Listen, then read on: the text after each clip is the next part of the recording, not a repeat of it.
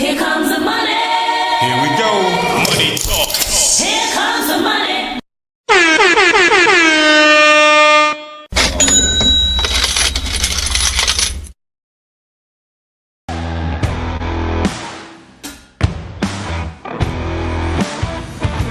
Welcome back to Cashing Out here on VSiN, the Sports Betting Network.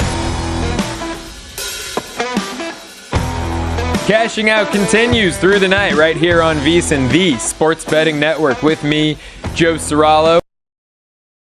Back here with my favorite bet of the entire slate today. Merrill Kelly over 4.5 strikeouts in this one. Here comes the money. Here we go. Money talk. Here comes the money. Hey, good evening, everybody. Welcome to the Pick Is In podcast, live on Twitter, live on Facebook for the first time. I want to welcome everybody to the show. Thank you so very much for coming in and tuning in. My name is Heywood. My job is to bring you the sports almanac, like in Biff from Back to the Future. That's my whole GIF. Give you a little background of the show. We have awesome guests. I have an amazing set of co-hosts that help me immensely. We bring lots of sports knowledge, great backgrounds, and have incredible conversations with people that you guys want to see. And it's been a pleasure to bring you this every Saturday night. So thank you, everybody, for tuning on in. I want to bring in my great co-host. Only 2 shows left with my man, my brother from another, the man, Jonah Stormrider. Hey, what's up, man? What's up, brother? Cheers. Good How you evening, doing man. tonight, sir? Fantastic. Cheers. All right, so we got quite the lineup today and quite a special guest, which we're excited about. But before we get to that, I want to just remind everybody to check out the YouTube page. Pick Is In podcast here. Got also remember to check out the Phone Booth Podcast Substack page with all the videos here. And then that's lots of places to find us. So Love it. Give us some love. Drop a subscribe on our YouTube page, folks. It means the world. And Jonah, where else can the people see all of our content? Well, we've got obviously X. We've got Facebook on your Facebook there. We've got the Phone Booth Podcast.substack.com. Check us out. Yeah. Love it. On the give us a subscribe there as well, folks. We got all kinds of content there. Everybody in the Phone Booth family, from Jonah Stormriders, the Philosopher King, every Wednesday at 7 p.m. EST. And then on Tuesdays with our boy Snoop Von Poop on Here's the Thing podcast at what time again, Jonah? 6 p.m. EST. Let's go. Let's bring Snoop in here. Let's go. Come on in. All Come right. on in, Snoop. What's up, Snoop? Hey, how come you don't have in the title? You don't have 2 special guests in the title tonight. What's going on, players? Right? Good evening, Snoop. Cheers, brother. Welcome to the Pick Is In. Cheers. Salute.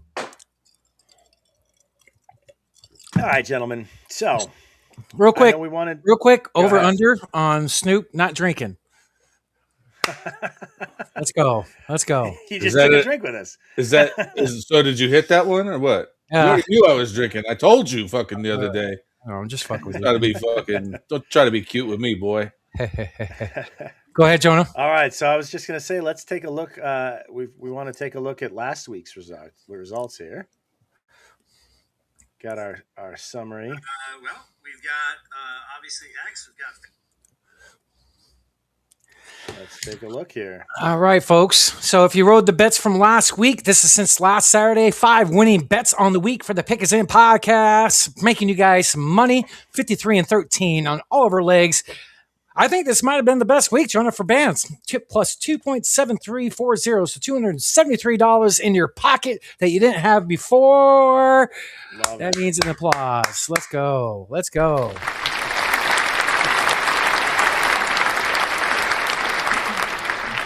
Here's the guy that asked for applause. Now here's a guy.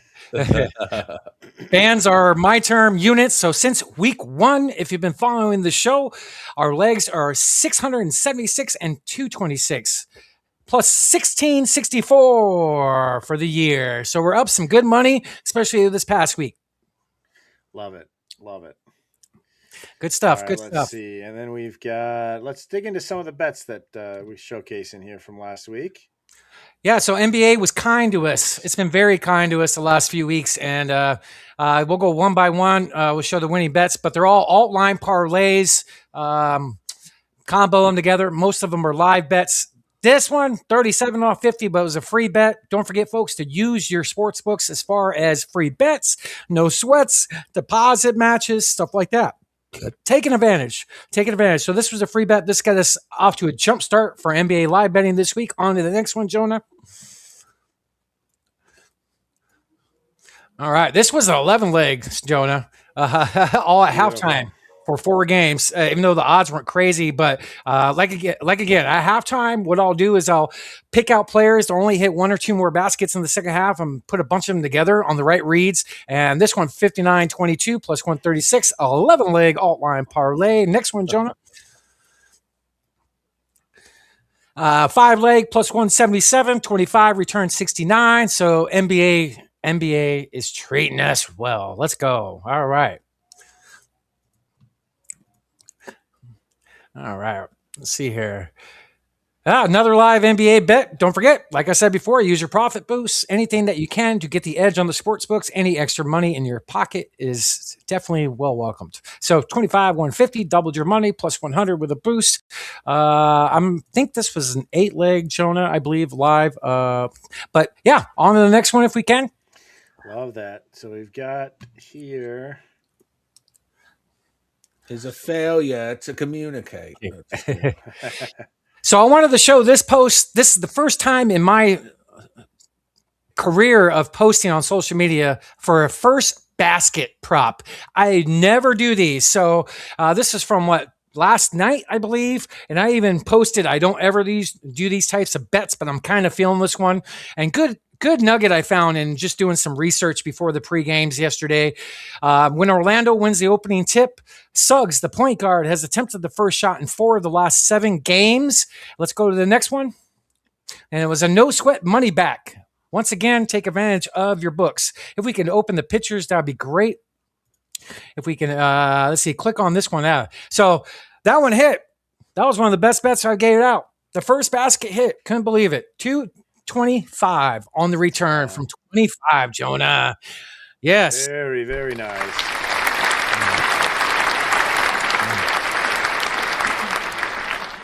And then I had a profit boost on DraftKings, so I did a $5 one on the same exact bet. So won over $300 off $30, dude. So heck yeah. And Love that. this is, for you folks at home, this is a picture from the Real app. I always preach about using this app. It gives you the edge in live betting. Take a look at it. Shout out to John and all the boys. Real app. All right. So Love it. what do you think of that one, Jonah? That was a good one. Fantastic, man. Good work there. Good work. Thank you. So, guys, remember to follow at Heywood's Almanac because he does a lot of these bets that he places outside of the things we've talked about on the show. He will comment those or post those on his own X account there, and so you can get those and Taylor Bale, baby. All right. Awesome. Do we have any comments up from the people by any chance? Anybody chiming in yet? Does it show anything? I know we're doing a different platform today as well with Facebook. But so I just did a test just to comment on Facebook. Nothing came up. Would it be separate from X, Snoop? Let me try some commenting here. That's a good question. Viewer comments aren't working on Facebook, but that's typical. So Okay. All right. So, but we wanted to, while we there's a test there. Okay.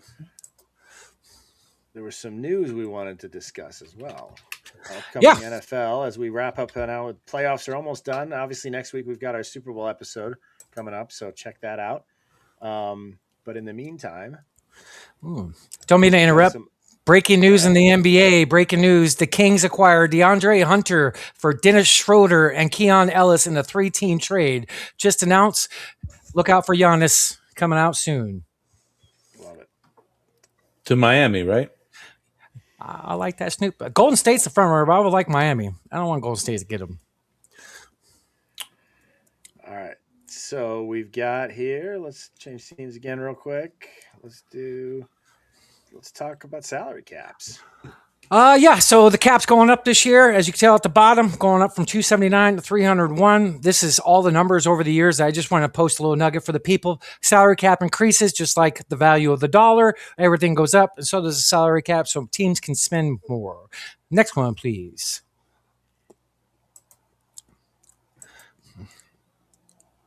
Go. Appreciate you, Jonah. Yeah. I tolerate you, Jonah. I know, Snoop. So here's the NFL offseason dates.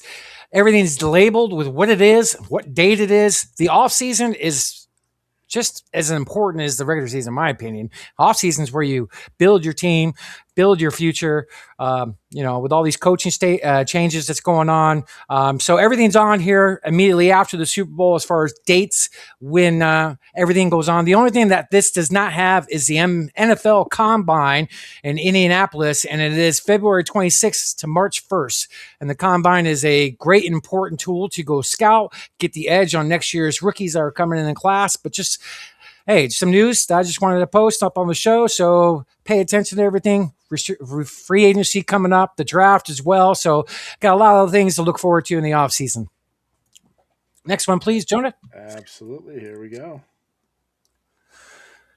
Yeah, so all these teams needed a head coach at the beginning of this offseason or even at the end of the regular season here going in the playoffs. So we have 2 spots available. That's a lot of coaches. Yo, I heard the Cardinals are getting Ron Wolfley as head coach. Is that true? I heard a rumor. At this point, we'll take them. At this point, we'll take them. So 2 positions available, Raiders and Cardinals. They are Clint Kubiak's the offensive coordinator for the Seattle Seahawks, who's in the Super Bowl. He obviously cannot take the gig beforehand, but they have had interviews with them. I'm hearing he's leaning the Raiders or staying in Seattle. So literally we are getting the scraps of the scraps. I'm not too fond of our offseason, but a lot of changes in the NFL in the last couple of weeks with the head coaching jobs. That's a lot of vacancies. Yeah, it is. A lot of terrible football playing going on. And didn't your OC just sign with Baltimore? Or yes, he did. I forget his name. Same position? Head coach? What was he? He was OC, right? So yeah, I forget his name. Yeah, but yes, he did sign with Baltimore. Yes. Thank you, Frey. Thank you for reposting. Thank you. Appreciate the love. Let's see. So we've got here just to kind of talk a little bit more about the head coaches before we move to our transition to our interview here. So let's go back on this. Let's go back. There's an article I sent you beforehand. I want to open up and read. I thought that's what I clicked on. Let me see. Should be one right before. Okay. There we go. Yeah, just some news that came out this week. Snoop, it's probably something I would like to talk to you about as well. But Bill Belichick was not a first ballot Hall of Famer. That's crazy. Outrageous, dude. Outrageous. That doesn't even make sense. I mean, yeah. The only way that it could make sense to me is because of the alleged cheating scandals with the spying or the Deflategate. Like it does. His record is tarnished for that reason. It makes about as much sense as Shadur Sanders making the Pro Bowl. Don't buy into that. The Pro Bowl is nothing. It's crap. It's not even the best of the best. To be honest with you, it used to be awesome. It sucks now. I'd rather watch golf. I would rather do yard work. You got issues, bro. Vince wrote a song about you. Oh. I got issues. That's so actually, I want to go. Let's go to the. Yeah, there was a line in here I would like to read. If you could pull it up full screen, I think it's the 3rd or 4th paragraph from the top. Let's see here. See. 1, 2, 3. Several sources. 6 Let's Super Bowls. see. Keep going up. There's part in here that's actually interesting take that I want to show people. Okay. All right, let's go down a little bit, Jonah.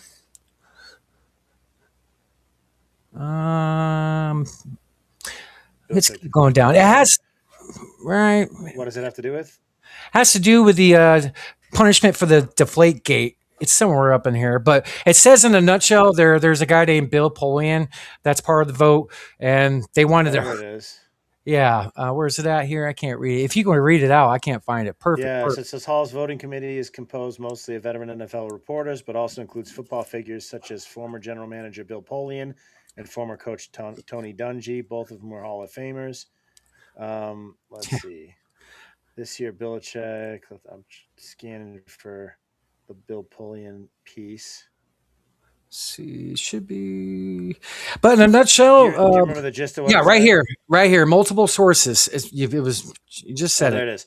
Multiple sources told ESPN that Spygate and Deflategate, the twin cheating scandals during the Patriots championship run, came up in deliberations among voters. Right here, A voter who spoke on condition of anonymity said that Polian, an ardent Kraft supporter and former general manager of the Buffalo Bills and Indianapolis Colts, a chief Patriots rival during their dynasty, told some voters he believed Belichick would wait a year before induction as penance for Spygate, the 2007 cheating scandal that cost the team the first-round draft pick. Commissioner Roger Goodell also fined Belichick $500,000 and the Patriots $250,000. Wild. Yeah, Nick says, "I'm sorry, but Bill not getting his first ballot is wild as hell." It's true. I agree. 100%, Nick. Nick, thanks for tuning in, brother. My brother. What up, Nick? Dude, it makes no freaking sense. He's arguably the best coach in NFL history, maybe in all of sports history. Yeah, there is some black eyes here and there. And yeah, I agree. He didn't get punished enough for all that stuff. But dude, how can you not put him in? Now, here's one nugget I also heard as well. Robert Kraft, the owner of the Patriots, and him had a fallout at the end. They don't get along. They don't talk. And Kraft is eligible for the Hall of Fame as well. So another political theory is they don't want to be in the same room together. So they're just putting it off another year. They should just hug it out. That's Yeah, crazy. dude. How is Bill Belichick not in there? Like, look know. at, like, we're going to pull up some of his stats here, Yeah, this is but incredible. crazy. 333 and 178 overall record. His total career record is second all time. Regular season record, third all time. Postseason record, 31 and 13, first of all time. Super Bowl titles, 6, tied for most by a head coach. Patriots record is 266 and 121. Browns record is 56 to 44. I mean, this is just it's a crazy. Nuts. What's your thoughts, Snoop? I think it's exactly like Nick Wilcox just said. Kraft being eligible while Bill is not is just about politics. That's what it totally is. It's politics and it's all rigged. And I'm just saying it. Agree with you, Nick. Agree with you, Snoop. That's one point I said too. Sorry. Sorry, a little technical. I was like, that's good timing on a soundbite. Bill is of Croatian descent. Like me, we're special. Amy, that's hilarious. Oh yeah, what's up, Amy? What's up? Thanks for everybody tuning in. Don't forget to repost and like the stream. It means the world to us, folks. And one more video I want to show to you. Lawrence Taylor, arguably the greatest defensive player of all time, who was underneath Bill Belichick's wing young in his career. That's disrespectful. He's one of them. I said, I mean, come on now. Brian Urlacher, calm down. I want to show this. Eli Manning not being at least a finalist doesn't make sense. No, that doesn't either. Yeah. That doesn't either. So much this entire year has not made sense. So many of the games went the exact opposite of what so many. A lot of the people that I know that have been sports betting for years said this was their worst year. So, and now it's going into this stuff too. It's kind of ludicrous, in my opinion. Yeah. Eli Manning's a Hall of Famer. So so Lawrence Taylor, 2 cents on Bill Belichick not getting in. You saying that Bill Belichick is not worthy to be in the Hall of Fame first ballot? If he's not, then the whole thing is total bullshit. Couldn't agree more. Well said. Well said. This is why the Hall of Fames across all sports other than the NBA makes no sense. That's right. There you go. That's right.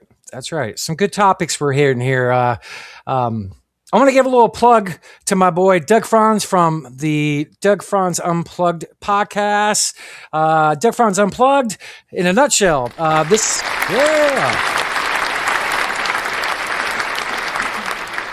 So the reason I want to pull this up is because he has a Hall of Fame voter, Howard Balzer, on his show Friday night, who's been to, I think, 50 Super Bowls. He's a longtime writer. Locally, he's kind of the legend here. But he had him on for a good segment of his show, and he talks about this.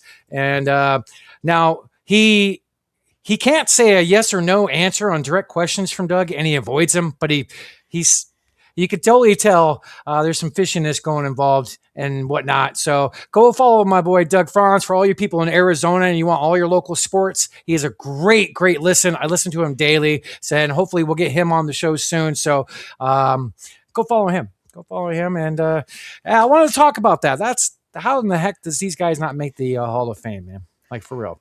Well, I mean, it's like anytime politics is involved, it's tough to get a truly decent outcome, you know.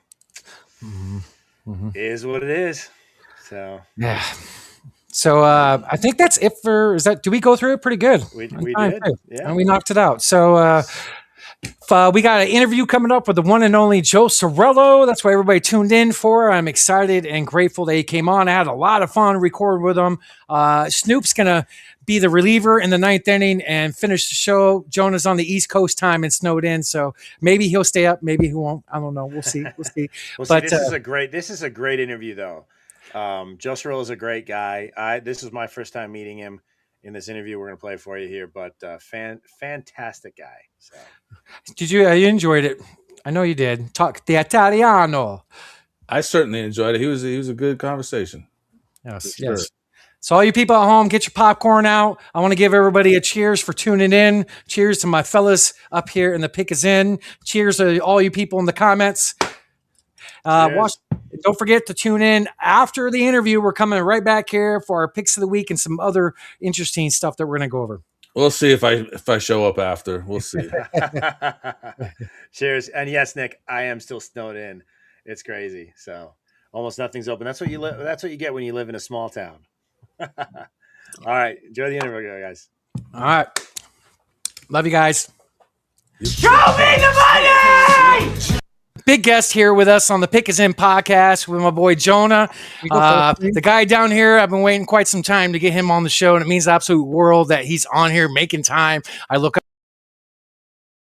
I connected with him last summer, early in baseball season, as I was self-employed and started doing social media seriously and do something with my sports brain. And I remember vividly turning on VSiN radio one night. I haven't listened to VSiN in a long time, and I hear the show called Cashing Out. And this man right here is doing it, and he's talking about bets, baseball. His delivery was off the chain, 6 stars. I loved what he talked about. His pitching mind is exactly like mine. His bets for that day, the very first time I heard him, was the exact bets I had placed that day as well. So, you know, great minds prevail, think similar. But my boy right here, analyst for the CBS Sports, VSiN host as well. I heard he's also a little bit of an actor as well. But the one and only Joe Ceraulo is here. Guys, I appreciate you having me, man.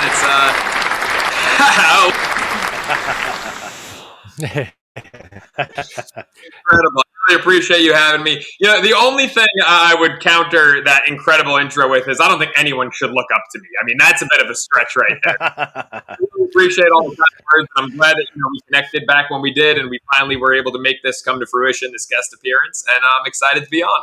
Yes, thank you for being here. It depends on how tall you are, Joe. Some people might not have a choice. They might have to look up to you. That's fair. That's fair. It's hard to judge when I'm in a chair, which I usually was on Cashing Out, but I am 6'4". So in all fairness, a lot of people do have to look up to me. There you go. Actually, I might look up to him. I'm 6'3 3/4. So there we go. Oh, okay. I didn't realize you were that tall. So that's my actual height. But obviously, you got to round up and tell people 6'4". So Right. but 6'3 3/4" is actually my height on the nose. So we're eye to eye, my man. Just like the bets. Yes. Well, welcome to the Pick Is In. Cheers. Thank you so much for being here. Cheers, fellas, with my Stay boring water. hydrated. Fresh out of workout, brother. Hey, no judgment as long as there's like electrolytes added to the water. Okay. No. You know, I just dry scooped some creatine, and so that's why I'm like trying to stay hydrated, because that stuff will give you kidney stones if you don't drink a lot of water. So, yeah, not quite electrolytes, but the next best thing. That might actually be better in some ways. The creatine. Yeah. That's a good move. That's a good move. Yeah, so tell the folks at home, all the people that are going to be watching, where can they find your work right now? What have you been up to? Yeah, so right now I've been diving heavy into the social media world. So it's at the Joe Ceraulo on Twitter, at Joe Ceraulo on Instagram. I've been working with my manager on kind of building up that social media presence because, as you know, my man, the industry is just constantly evolving. And the traditional days of television and radio are going away. They really have been going away since the pandemic, since we got to the other side of the pandemic. And for example, in terms of content, why you're going to want to follow me on social media, I'm going to be doing some work with VSiN at the Super Bowl next week. I'll be at Radio Row. And Radio Row, the way it's always been, very traditional media, right? Radio stations from around the country, you know, from Sirius XM and ESPN Radio to ESPN San Antonio and some college stations. That's the first taste of Radio Row I got. It was college radio. I was at St. Bonaventure. I was a freshman with big aspirations and big goals, and I'm running for the sports director position at WSBU, St. Bonaventure Student Radio. I said, guys, if you elect me, I will make sure we are at the Super Bowl next year. Now, I'm running up against all juniors as a freshman, right? I was way in over my head, but I was confident that I was going to get us there. And so I got elected. It annoyed a lot of people who had waited 2-3 years, who wanted that position, and I delivered. Sophomore year, I'm at Radio Row, Minneapolis, Eagles, Patriots. And since then, there have been 8 Super Bowls. I've been there for 7 of them. So this is going to be 8 out of 9 for me at Radio Row. And the way it's evolved and changed from just traditional radio to then they brought in some TV. And now I'm going to be there. I'm not even going to be doing a radio show or a podcast or anything at a table. I'm going to be doing social media content the entire week, interviewing ex-players, maybe some current players as well, other celebrities. You never know who makes their way there. Some stuff, some interviews are planned in advance. Others are, you know, they just happen on the spot. You see Bobby Flay walking by and you're like, hey, can I have 5 minutes of your time? And so we'll see where it goes, but I'm excited to be back. My manager and I have some fun stuff planned, and it'll be a good week. What's Radio Row like? Give the people at home a little taste. That's something I've always wanted to be a part of. I've never done TV, sports. I'm just now getting into it. When I started doing this last summer, I'm grateful for getting some followers and getting people to push me. What's Radio Row like? I've always wanted to be there. Yeah, man, it is crazy. And I will say, you know, there's a chance you could get there in the future because they have opened up to podcasting. You know, like I said, as things have gotten less traditional from just radio, it's more digital, more social, more podcasting. So, I mean, if that's something you want to do, man, I would put that down on your list of goals because I think it is actually a realistic and attainable goal in this industry. It's crazy. The first time I ever went, like I said, it was Minneapolis. That wasn't really indicative of what it's like because it's always in a convention center. That year, it was in the middle of the Mall of America. Whoa. So you were literally like in a taped off section in the Mall of America. The tables were like 2 feet away from each other, closer than they typically are in the normal convention center-like setting.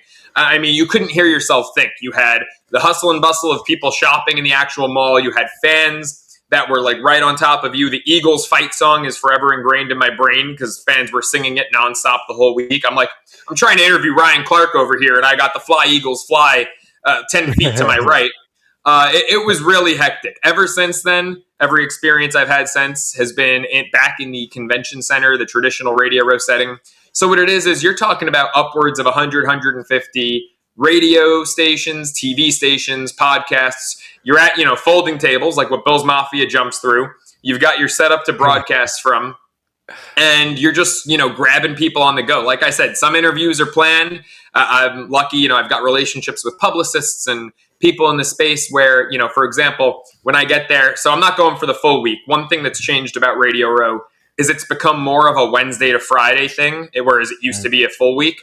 So I get in Tuesday to San Francisco. Wednesday morning when I arrive at Radio Row, my first interview is going to be with the former Buffalo Bill defensive player, special teamer, captain, Pro Bowler Lorenzo Alexander, who's a great guy. Dude, love him.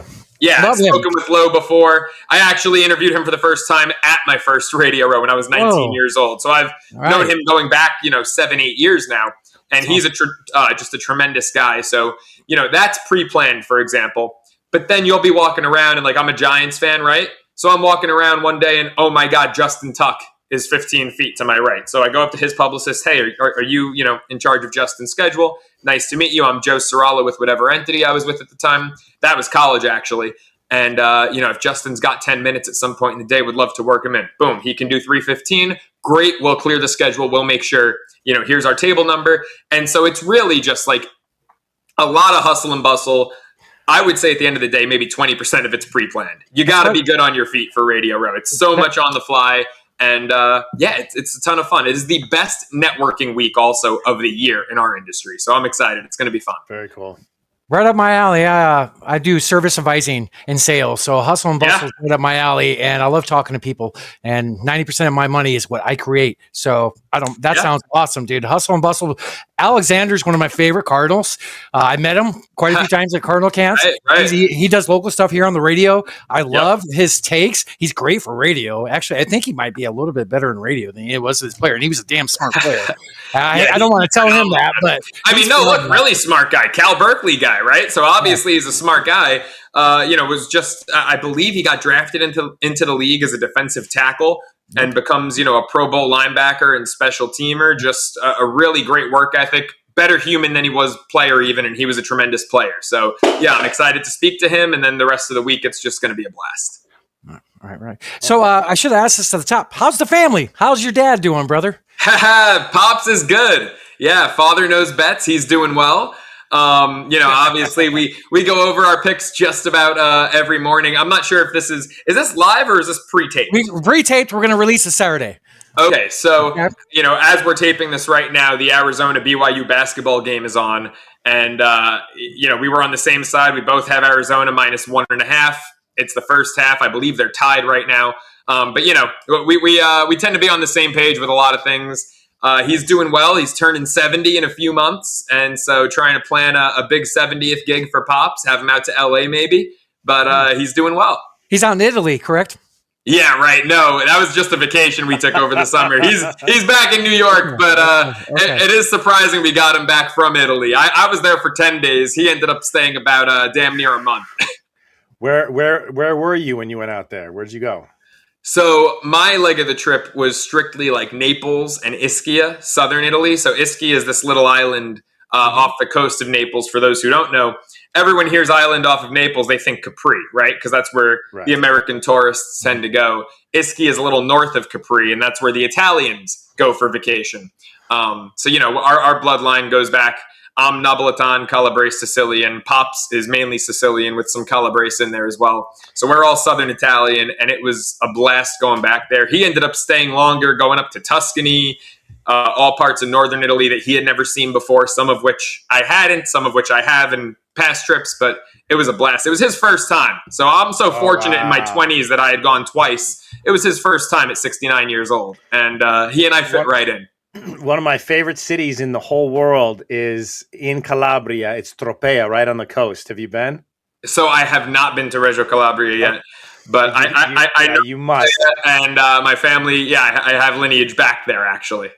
Well, so you mentioned the Calabrese, yeah. So what's cool though is fun fact too is the red onions, the species that's all over the place. Mm-hmm. Those onions in Italy, they call them the cipolla di Tropea, the onion of Tropea, because that species of onion comes from Tropea originally.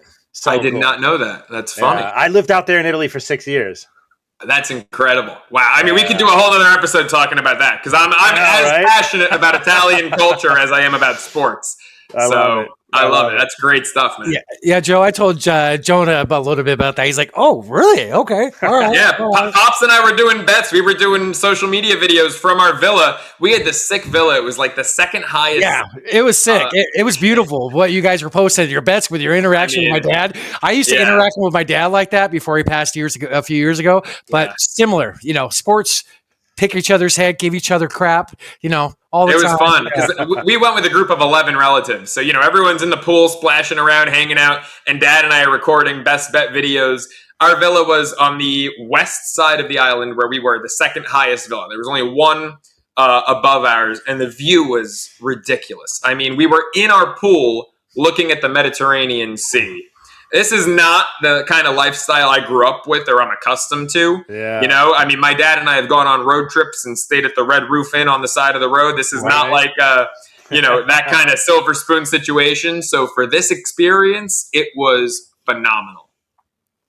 I love that, man. Good for you. Yeah. Thank you, guys. Yeah, it was fun. Oh, that's awesome. Man, I just found this out. You're an actor? You done work on shows? So I wouldn't say I'm an actor. I've done some background work in the past. I've been on a couple non-scripted shows. I was on a show during the strike here. I had just moved here, maybe been out here a year and a half in From Los Vegas, Angeles. right? Well, no. So the Vegas thing, I was actually. A lot of people think that I lived there. I was commuting. You traveled. That's right. Yeah, That's yeah. right. I always maintained Los Angeles as my primary residence. I just. I couldn't get there on Vegas. I did not really like it there. And I'll be completely transparent. That's the only reason. There was no bad blood. There was no falling out. I've got love for the guys over at VSiN. It's the only reason that I'm not still doing cashing out is their demand was moved to Vegas to renew my option. I had a 1-year deal with a 1-year option, and they wanted to renew it. And this is actually the first time I'm telling this story publicly. They wanted to renew the option. Everything was great. Cashing out was a blast. I loved it. I was appreciative of it. Still am appreciative of that opportunity. But it was, move to Vegas or we're going to go in a different direction. And I said, respectfully, I'm not doing it.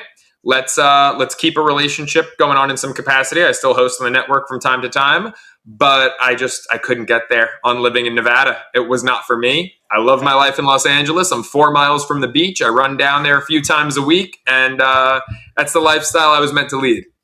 Great choice. Thank you. I used to live in the OC for Laguna Hills for a while. Beautiful. I mean, it doesn't get more beautiful than Laguna, man. Right? Yeah.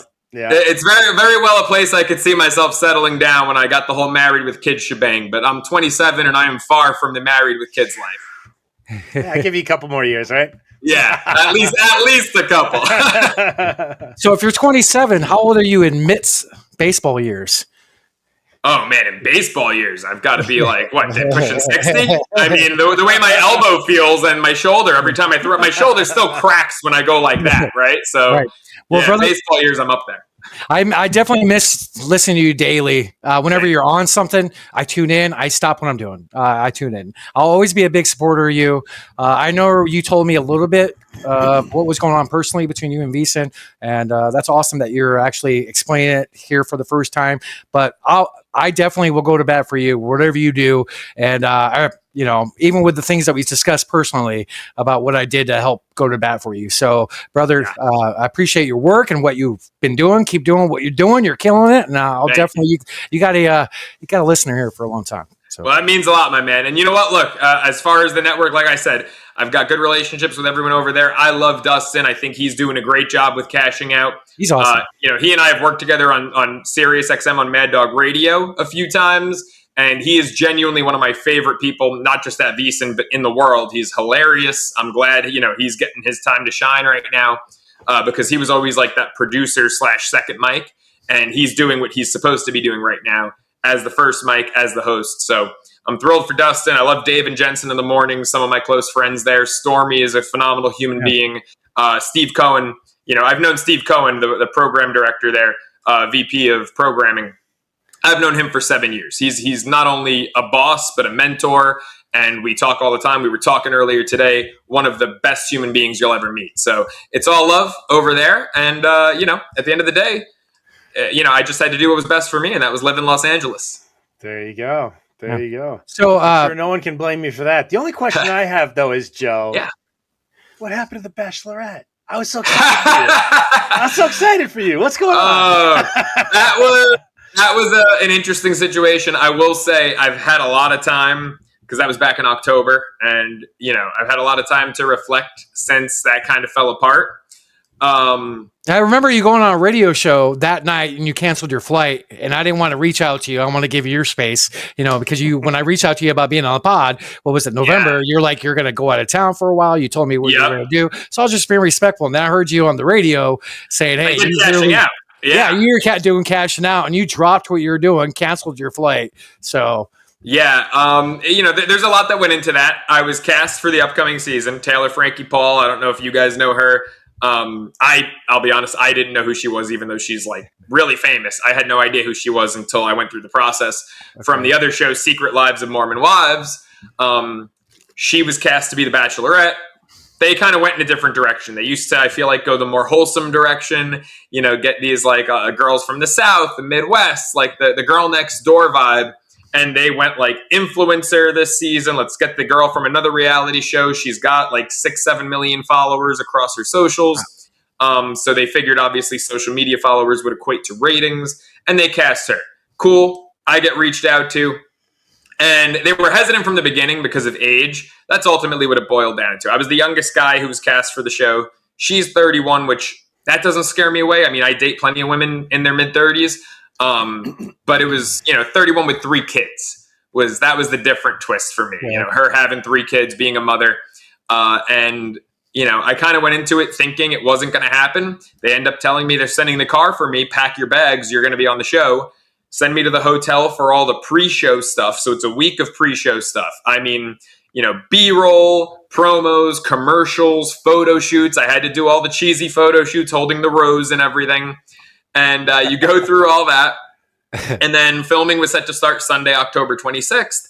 Friday, October 24th, I'm in my hotel room because if you're not filming stuff for the show, you're on total lockdown. Like the guys can't see each other. We can't interact with each other. Whoa. So I'm in my hotel room and I get a knock on the door. Executive producer comes in and she has a weird look on her face. And as soon as I opened the door, I knew what was going to go down. But I played dumb, smiled, hey, what's up? And she told me that because of my age, that they were making some changes and bringing in a slightly older cast. Some guys were being replaced at the 11th hour. Right. And that was how the cookie crumbled. And I'll be honest, I was like really hard on myself for like 4 to 6 weeks about it. It was, a really rough blow. And now looking back on it after doing a lot of reflecting, and it's been a few months since, that was great because it was not the right fit. Even if I had gone far, which it's funny, I look at a lot of comments on the internet and a lot of the people, as soon as the men came out, because you can still Google it, like Bachelorette Meet the Men, and I'm still there on the list for some reason. And a lot of the comments were like, oh, Joe's going to go far. He's going to go to hometowns. You're getting a lot of love. Yeah, I was getting a lot of love. It was great. I mean, talk about like stroking your ego, right? It felt great at the time. But looking back on it, it's a good thing it didn't happen because if I had gone that far, I would not have been prepared to marry that woman and be a stepfather to 3 kids and the 2 baby daddies. And one guy is really messy, always trying to weave in and out of her life. And it was best for me. The door is open for future seasons. I will say that. But it was best for me to not be a part of this season. Right. So, as you know from my post, I'm a huge Back to the Future fan, right? With the Biff's Almanac, I'm Heywood's Almanac. I want to predict.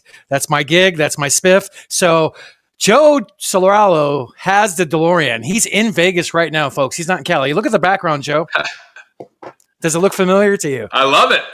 Look at that. A Circus Sportsbook. That's incredible. I don't know how I didn't pick up on that until you just pointed it out. That is incredible. You got the DeLorean, brother. This is our background every week for football. And, is it? Okay. Yeah, I mean, look, and I will say this, in the same breath as, like I said, there's, it's all love with VSiN.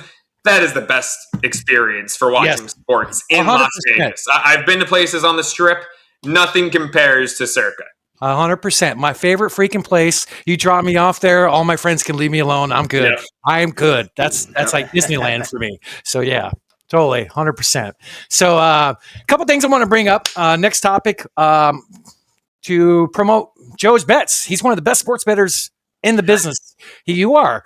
I remember when I first started listening to you, you were on that heater, but it was the norm, right? But Oh yeah, so that was around I guess that was around May. the end of my time. Yeah, that was around the end of my time at cashing out because I left in the midst of a 30-5 run over 10 days. I just looked it up. It was your last 10 days there. You were 36-4 on your Wow. Okay. Incredible. and most of them is stuff that I do. Pitching is my go-to. That's one thing I was like, dude, this guy has similar mind. I love the pitching aspect. And then one thing you brought up that I never even thought about before is the home team batting in the ninth inning bit. That's awesome. Yeah. I've never even thought about that. But one thing I want to bring up is your spreadsheet. So to some of your bets that you post on Twitter, you have a spreadsheet where everybody can find all your bets, and you're very transparent, and your year to date, your units and stuff like that, your wins, losses. So you're not all about making yourself look good. There's wins and losses as a sports bettor. It's just part of the process. Snoop, if you could bring that up, I want Joe to talk about it a little bit. Oh, baby, there it is. Yeah. So I got to tell you about the spreadsheet because this has become such a good bit between me and my buddies. One of my best friends out here, his name is Parker. He does social media for ESPN LA and Amazon Prime. He's a stud behind the scenes. And we've talked about maybe some joint ventures because he belongs on camera. But Parker and I will go out on the weekends. And if I'm interested in a woman, we have gotten this little riff going where he'll go up to a girl and he'll be like, have you heard about my friend Joe's spreadsheet? And she'll look at us like she's like, what? I just left my 9 to 5. It is Friday night. I don't want to talk about spreadsheets. And he's like, all right, Joe, tell her about the spreadsheet. So I come in like freaking Leo in the Wolf of Wall Street. And I'm like, babe, do you want to make money? Because if you like money, let me tell you about the spreadsheet. Give me 60 seconds of your time and I will change your world with the money I can make you with the spreadsheet. It has become our ongoing bit, man. This has been I kid you not, it's been going on for damn near a year now, this spreadsheet nonsense. So, I told you he's got a great sense of humor, Joe. Do you kind of at some point weave in there, hey, they say I'm a freak in the sheets? Oh, that's a great one. I haven't yet. That's hilarious. How long have you been doing a spreadsheet, Joe, for your bet? Man, I started doing that spreadsheet, I guess, back when I was the social media content guy for Covers. So sometime in 2024, I would say. Baseball season 2024 is when it was. Because it was originally just for baseball. I wanted to see how I did baseball season 2024. And then last year, 2025, was the first time I did it. January 1st, I was like every bet for the year. Because I had done it for, sport by sport, like MLB, NFL. But last year was the first time I did it for the entire year. And I believe I made about 1,240 something bets in 2025. And believe I was up over 160 units on the year. Yeah, if I don't mind, I want to blow it up full screen to show the folks at home what Joe does. Snoop got, if you want to scroll down to January 25th, that's the latest one that I found. So how often do you update this? When you post it, every few bets, if you don't mind talking about it a little bit for a second, Joe? Yeah, every morning. Time of day varies. Could be 8:30 in the morning. It could be, 11 a.m. But this gets updated daily. And, even at times like yesterday, I was out and about for the games, watching it with buddies. I didn't have my official Seahawks bet in until the Patriots-Broncos game ended. So what I did was I put a little note in there saying, hey, going to bet Seattle, waiting on the price. Right now, the best money line's -135. I really try to be transparent because that is the key to building, a great trusting audience. 100%. And I even put under that, and this was a loss. I said also going to monitor both quarterbacks to throw an interception live. And I never placed the Darnold bet. I placed Stafford +160 at halftime. That was a loser, as you can see. I also added to my Seahawks money line position when they went down 13-10. That was a winner, as you can see. I just try to be as transparent as possible, even if I know, hey, I'm not going to be at my computer, or realistically, we all have lives, right? I'm out and about with my buddies. This is not the first thing on my mind. So I try before I leave the apartment to make sure anything I'm considering, I put it there for transparency's sake. And I believe you'll notice a little teaser Not an actual teaser, like not the bet a teaser, but a little tease that I've got a same game parlay down there. I haven't released what this same game parlay is because I'm going to make a video and do it on my social media pages. Okay. But I've already placed a 3-leg, little better than 2-1 same game parlay on Super Bowl 60. Awesome. There we Awesome. go. Thank you, Snoop. I did, by the way, and I mean, I'm not going to steal the floor and do it right now if we're not there yet. But I did promise you that I would give out my first Super Bowl bet. Yeah. So whenever you want it, I will give out my first prop bet for the Super Bowl before social media. I will do it right here on your show. Awesome. And folks, people at home, use a spreadsheet. He's won me some money, and this is something. This is something I've done for my income is betting. It's like.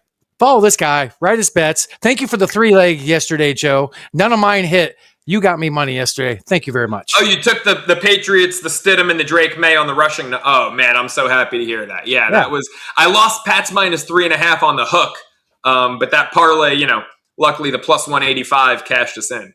Yes. There we go. And then one of your strengths during football season, you have the Ceraulo Pick 6. I know it's not current and going on now, but you brought a little video. I would like to show the people at home just a little nugget for them. And if you don't mind, we'll go ahead and show that now. Who's that tan guy? Week 4, Ceraulo Pick 6. Let's get some winners. Starting with the Lions, minus 8.5. Detroit, as favorites of 6 or more, have covered 5 of their last 6 regular season contests, winning those 5 covers by 17 points or more each time. There's no way Cleveland's offense can keep up in Motown. The Browns are coming off a high point after that win last week. Big collapse by Cleveland here. Give me Detroit minus 8.5. We're taking the Giants plus 6.5. I love this bump for the Giants with the new quarterback, Darts coming in. I think they'll keep it close with the Chargers and probably be a letdown candidate against Philly next week. But LA going west to east, I don't like the time zone change, and we're fading the public all over the Chargers, 90% of the money on the Chargers. Give me the Giants plus 6.5. Bucks plus 3.5 against the Eagles. Tampa has dominated the reigning champs over the past decade. 6-1 against Philly, including the playoffs. Baker, back-to-back games against the Eagles, 330 or more yards, 2 or more touchdowns, no turnovers. He hasn't turned it over yet this year. Tampa's not going to help Philly like the Chiefs and the Rams did back-to-back weeks. Bucks plus 3.5 wouldn't shock me if they won outright. Give me the Jaguars plus 4 in San Francisco. At this point, the Niners are practically rolling out the replacements team. They've got a ton of guys injured, and the guys who are questionable and might play are still brutally banged up. The defense just took a huge hit losing Bosa. I think Jacksonville's going to keep it close. Wouldn't shock me if they won the game too. I'm taking the 4 points. Rams minus 3 against Indy. Another AFC South at NFC West matchup. This time, I like the team out west. Daniel Jones is finally going to turn the ball over. The Colts are 3-0, should be 2-1. The Rams are 2-1, should be 3-0. Football's got a funny way of balancing out. I'll lay the 3 with the Rams. And then Sunday Night Football, we're laying 6 with the Packers. Matt LaFleur is going to coach circles around Schottenheimer. Micah Parsons is going to run circles around the Dallas O-line. Green Bay returns to the site of their blowout postseason win 2 years ago and covers the number in Dallas. That was the 40-40 tie. Yeah, it was. Green Bay Dallas game. I did not win. I think it was a 4-2 week for me. I did not win that one though. That was yeah, you were 4-2. You were ugly showing that week by Green Bay's defense. Yeah, it was. Yeah, it was. How long have you been doing your Pick 6 promo just for football? How'd that start? Man, around? The Ceraulo Pick 6 started in college. That is one of my favorite segments. I have been doing it since St. Bonaventure, since WSBU. When I started my solo radio show, which at the time college radio was unheard of, doing an hour solo without a co-host was like not heard of. I did it to the advice of Steve Cohen, my boss at VSiN. I interned at Sirius XM in the summer of 19. He said, when you go back for your senior year, do a show solo. Show me what you got. And so I did it my senior year. And the final segment, it was Friday nights at 5 Eastern, Fridays at 5. And the final segment, I did the Ceraulo Pick 6 for football season. My 6 favorite plays ATS. I have since kept that segment going everywhere I've gone, and that is a segment that I will never lose, no matter what network I'm on, what I'm doing. That Ceraulo Pick 6 will always be my baby because that thing's been going on for 7 years, 6-7 years. Don't lose that one. That is your baby, and you're damn good at them. Thank you. Damn good at them. Is that how you? I know you mentioned briefly earlier. Is that how you got your start? Was years ago at college? You said, or even high school? Believe it or not, it was high school. So I went to Syosset High School, Syosset, Long Island, and they're one of 4 high schools on Long Island that has a radio station. And I had my first radio show at 15 years old in 10th grade. So I'm 27, and I can say I've been doing this for over a decade. Wow. And the first time I got on the mic, I was like, "Oh yeah, this feels right. This is going to be my career." Love that, Dude. I have never done TV or anything until I started doing the show. We're on episode 23. You're probably arguably my biggest guest, and I feel completely comfortable talking to you. So you're bringing the good mojo, brother. I appreciate that, and man, I am thrilled to hear that. Like, there is never, it's never too late to start. There's never a wrong time to start, and I've kind of realized this lately. Like, you people put things off, and my ship sailed, my time passed, whatever. Man, there is no good excuse to just not do it. And that was my approach with the social media stuff. I was always like, oh no, I'm a TV guy, doing daily social media content. It's not my thing. And I spoke about it with my manager because I've got new management behind the scenes now. And it was like, why the hell wouldn't you start? Like, every day that you delay, you're just hurting your own progress. Like, you're not going to get, 8 billion views, your first video, your first 100 videos, but you got to start at some point. And so, yeah, I'm really happy that you guys started doing this, man. Well, that makes sense, because if you look at what people consume today, it's all social media. I mean, if you're not on Netflix, people see you on social media, Yep. So, Right. Yeah. I didn't do it for a long time. All my friends for years were just like, Heywood, you need to do something with your sports brand. You're a sports junkie. What do you do on Saturday nights your whole life? I study for football. Like, I'm a nerd. Like, I sacrifice going out sometimes just to freaking be a nerd and study things. I love talking sports, all my experiences. So I'm glad to explore the space. Grateful for the opportunities I'm getting. Thank you so much again, Joe. I'm very grateful, humble guy. So that's awesome. That's awesome. Since high school, that's crazy. I will say, you just brought up a great point. You stay in on Saturday nights to study football. Maybe that was where I went wrong this football season, because I'm having a great postseason. I'm up like 11 units. I mean, it says it on the spreadsheet. So whatever, I want to say it's 10 something, 11 something units in the postseason. Mm-hmm. But in the regular season, and this is part of the transparency, I was down 1.8 units. Like, I had a break even, slightly below even regular season for the first time in the NFL. Since I've been tracking, 3-4 years for football, I have not come in below 500. So this was the first time I actually, this was a hard year in football. Yes, I agree. I 100% agree. Maybe the problem is, like every other football season, I've been in a relationship. So I've been in on Saturday nights getting ready for the games. This is the first football season in like 5 years that I've been single. So maybe that's the problem. Maybe I need to be home Saturday night with a girlfriend studying for football. Maybe me being single distracted me and caused me to have my worst NFL regular season. I think I've gone out like 5 Saturdays in the last 15 years. I think I've gone out 5 Saturdays in the last 5 weeks. Yeah, exactly. Yeah. So transparency is important. This year was definitely tough, and I've been betting for a long time and very good at it. I got hundreds of notes. Like I got like probably a few hundred of these, so just notes, like stuff I write down, kind of like my own spreadsheet, but like any little details that I can pick apart and use later as a tool. This year was tough, and since I now have a show, I'm not gonna lie, I'm super conservative more than I usually am. Like, really, don't let that happen. I get it, and that's how I was when I started at VSiN. I was like, "Are we allowed to swear?" I don't want to like. Yeah. I was like, oh shit, this is the big leagues right here. Like, I'm going to get crushed for some stuff. And then you find yourself playing it safe, playing it conservatively. Yeah. As soon as I got comfortable, I was like, nah, man, I'm going to let it fly. Right. And then you get comfortable, you get into your rhythm. And like, you said this is episode 23, like, let it fly, man. Do what you would always do, because that's what you always did. That's how you got to where you are now. Yeah. So don't change it up now. Don't play it safe. I always say, right, it's like prevent defense, right? The only thing prevent defense actually prevents is the defense from winning the game. It's prevent defense is the worst thing in the world. So. I know. That's why the Cardinals don't have a Super Bowl February 3rd, 2009. Prevent defense, Clancy Pendergast. Anyway. I remember watching it. I'll admit I was rooting for the Steelers back then because I was a kid. And the first time I ever played football, I'm a Giants fan. I'm from New York, but my first team, Pee Wee football, was the Steelers. I got a little picture. I should have sent it into you to put up on the screen because it is a great picture of 7-year-old, 120-pound. I was a big kid. Joey in a Steelers uniform, yeah.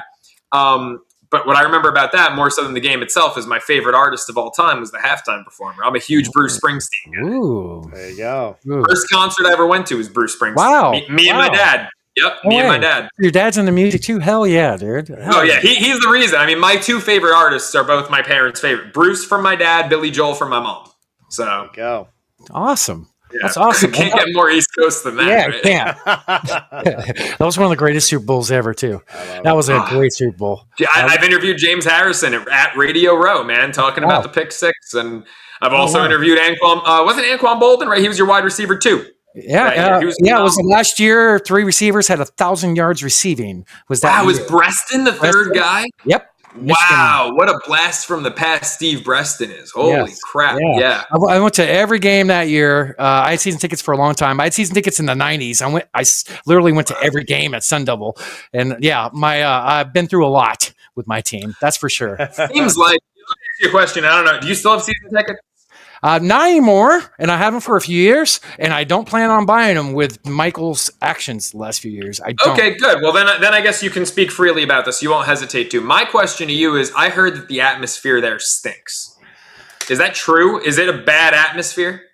I go to every practice. I know people in the media that work for the team. I talk to daily, 100%. That's too bad. That's too bad. It's so bad that, like, I have a guy I look up to who got, how do I say this without being too, I want to be respectful. He had his media rights taken away because he was asking hard-hitting questions. Oh, wow. Yeah, so they're monitoring that stuff. And for the people at home, I don't care if I'm dropping a little nugget. The Cardinals pay 2 to 4 reporters a week to ask certain questions to make them look good. The atmosphere there is freaking horrible. Wow. There's a vote every year by the players about atmosphere, venue, and training facility. And we get an F for 8 years in a row. So that tells you something. Wow. Yeah, USC is kind of like that with the press down the road from me. They want the media to be like another branch of public relations as opposed to journalism. Yeah. And I never really jive with that, Like, the appropriate questions. Sometimes the appropriate questions are hard hitting. There's a difference between a ball buster and being a journalist. But sometimes as a journalist, you got to ask the hard questions. Yeah. Just small example, Joe. I go to training camp every year. Right. I've seen the pictures and the posts on social. Right. I went to every one this past year, but years ago, there was nobody filming. And I was one of the first people who started filming that did not work there. Michael literally pointed to me and had me escorted out because he thought I worked for another team. Interesting. Wow. And that's a season ticket holder of how many years at that point? That's a joke. That's the last year I renewed my tickets. I heard the atmosphere there is awful. That's too bad. It's horrible. It's horrible. And I mean, like no one. It's evident because it seems like no one wants that head coaching gig. Joe, can you apply? Yeah, right. Dude, look, if I hadn't moved to Vegas for VSiN, I ain't moving there for that gig to come in last place, behind the Rams. At least with VSiN, I was doing well. I had good ratings. Everyone liked me. I'm going to be in last place with the Rams, the Seahawks, and the Niners. No, thank you. Right. Who knows? You could pull in Indiana, though, and just wow the world with completely inverting the losing, to being the best. Except if I said Google me, I'd be following that with Google me. There's shirtless pictures of me on the internet. Yeah, I mean, it goes back to his dad. His dad was even worse. Michael's actually a little better than his dad. So I don't know if you've ever heard this story. Joe Montana, when he's a free agent, all right, his first team he visited was us before he signed with the Chiefs. He had a scheduled visit at Sun Devil Stadium. He goes there at the gate, and they ask him, "Who are you?" Oh, man. The greatest quarterback of all time at the time. At the time, yeah. You can't be doing that. That's an abomination. Usually the son's worse than the dad. So I'm surprised you're actually saying he's a little better than his father. Because, you look at Vegas right now. Mark Davis, he couldn't shine Al's shoes, right? Right. I think about the Mets, their past ownership, the Wilpons. Jeff is nothing like I feel like people just in New York, especially, they just give the Wilpons a bad rep. I actually really liked Fred Wilpon, but as he got older and Jeff got more involved, I thought Jeff took it, down a bad path and was awful because, there's something to be said. Usually the dad is the one who built the empire. Right. And the son is just a silver spoon kid who, only cares about enriching himself and doesn't take pride in what he built like the father does, And his dad was an orphan. He wasn't even blood bidwill. He was adopted. Oh, wow. So a little nugget right there. But anyway, enough about my Cardinals, man. They stink. We all know that, unfortunately. I want to move into baseball. That's your bread and butter, correct? Yeah, it will be in a few months. Yeah. Okay, so pitchers and catchers report February 7th through the 10th. That's coming up. I want to talk a little off season. I want to start off with your Mets. How do you like your Mets off season? I'm not a fan. And I feel like a lot of people have come around after the Peralta deal and the Bo Bichette signing. And I'm going to stand on 10 toes here and tell you I am still not a fan because I just thought that the order of operations of the moves, like the Bichette signing in a vacuum, sure, it looks great, right? Bo Bichette's a hell of a ball player. Why did we get there? Why did they feel the need to overpay Bichette? And, I come from the school of not my money, so I don't care what the numbers are. Cohen's a billionaire, one of the richest guys on the planet. Do whatever you want, not my money. But why did they kind of make that desperation grab when they did right after Kyle Tucker went to the Dodgers? It's because they had no plan, because their plan, and even if they had one, it wasn't being executed. They obviously wanted Kyle Tucker. Final 3 teams in were Mets, Blue Jays, Dodgers. He goes Dodgers. Mets made a comparable offer, but not quite that $60 million AAV that the Dodgers Was it close? Sorry to cut you. I heard 50. Okay. I heard 50. And I don't think Kyle Tucker is worth 50 or 60 AAV. I think he's a damn good ball player, but I think the number is preposterous. He's not a Juan Soto or Ohtani type. So the Mets didn't get Tucker. I think they panicked and they signed Bichette. To me, the first priority on their list this offseason needed to be to keep 2 key cogs. And I'm okay with switching up some things. Brandon Nimmo, a lot of Mets fans were upset when they traded him. I was okay with it. Defensive value was plummeting. Average was dipping. I was okay with the Nimmo for Semien trade. I was also okay with letting Jeff McNeil go. There just wasn't a spot for him any longer. And I love McNeil, and I appreciate what he did in the past. 100-win season. He was a big part of that batting title, this, that, and the other. Those were appropriate. Pete Alonso, letting him walk, was an absolutely horrendous move that David Stearns did because he operates like he's still in Milwaukee. He operates like he's a small market guy, but he's in New York. Pete Alonso just became the Mets' all-time home run leader, which frankly is sad. The Mets have never had a guy get to 300 home runs, right? He's in the 250 range. Was it Hojo? Darryl. He passed Darryl. Okay. And a huge deal was made out of it. And then you let him walk that offseason. Like Pete Alonso, forget 300 home runs, was a shoo-in for 400, could have been on his way to 500. Like this guy is an all-time Met. And the way that they let him walk because they didn't want to go past 3 years was absolutely embarrassing. And then Edwin... He's beloved there too, right? Absolutely beloved. A huge part of the locker. Like, if you ask me, the biggest locker room guys, Lindor, Alonso, and Edwin Diaz was a huge locker room guy too. And they let Edwin Diaz go, and that was terrible, and especially letting him go to the Dodgers. Diaz and Alonso should have been immediately re-signed before anything. And to sign Devin Williams, and then the next day Edwin Diaz is gone. Preposterous. To let Alonso go, and then replace him with Jorge Polanco. Oh, because he doesn't strike out a lot, and he had an 830 OPS. Are you kidding me? You know, these guys like Stearns, these guys who couldn't hit a ball off a tee if they tried, they look at all the analytics and all the advanced numbers, and they devalue RBI. To them, the RBI is a stat of the 1990s, early 2000s. RBIs matter. RBIs measure how clutch of a hitter you are. RBIs measure what you do when guys are on.